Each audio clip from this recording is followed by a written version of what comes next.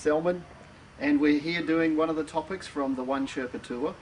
And today we're doing the topic, what makes a good return? And we're here in the backyard of our office in Vermont, and so that's where we're at the start of the tour. So we're going to use this tool called the financial fence. Now, you may not know too much about it. If you don't, you can always go to the website www.thefinancialfence.com, and you can find a bit more about the financial fence tool. But in these little episodes that we're doing together, we're going to use the fence because it's a really neat little tool to help explain things to you and to bring context into the conversations that we're having together. So without further ado, here is the financial fence. I'm just going to draw one here just so you see it.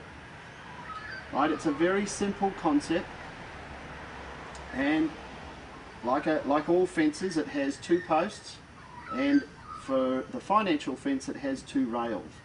We're not going to talk about the bottom rail today because we don't need that in the topic we're dealing with, but we're going to deal with the top rail very simply in three parts.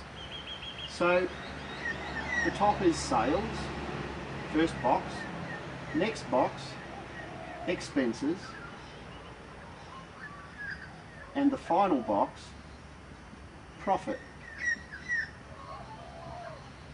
Now, profit is another term for return. So when you ask the question, what is a good return, you're actually asking, well, what's a good profit? And in determining what a good profit is, you've got to compare it to something. So I'm going to show you today that you can compare it to three different things. So in the post on my fence here, it's made up of three parts: capital, debt, and equity. And for those of you that don't know, the capital has to balance to the debt plus equity. So now there are three measures that we're going to deal with. The first one, sometimes called ROS. This stands for return on sales. And so that's another way of saying, what is the profit compared to the sales?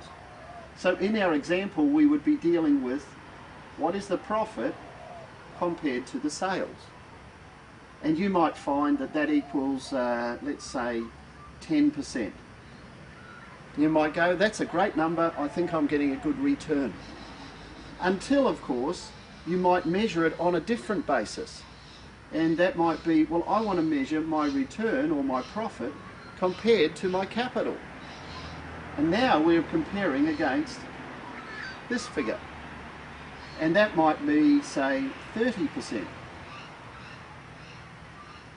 And then, of course, there is another way of measuring your return, and that is your return on equity. And that might be 50%. So the secret into working out what is a good return is return against what? And by using the financial fence as your context, you can see one way of measuring the return is the profit against the sales, or the profit against the capital, or the profit against the equity. All the time it is still the same return. And so when someone says to you, I'm getting a good return, your first question must be, return on what? And depending on which measure you're using will determine what good looks like. And so that's all I want to talk to you about today on what is a good return. A good return is one that is in context and measured against the right elements. So I look forward to catching up with you again soon. And by the way, we're about to head off on the tour. So through that door there, through that door is the whole of Melbourne.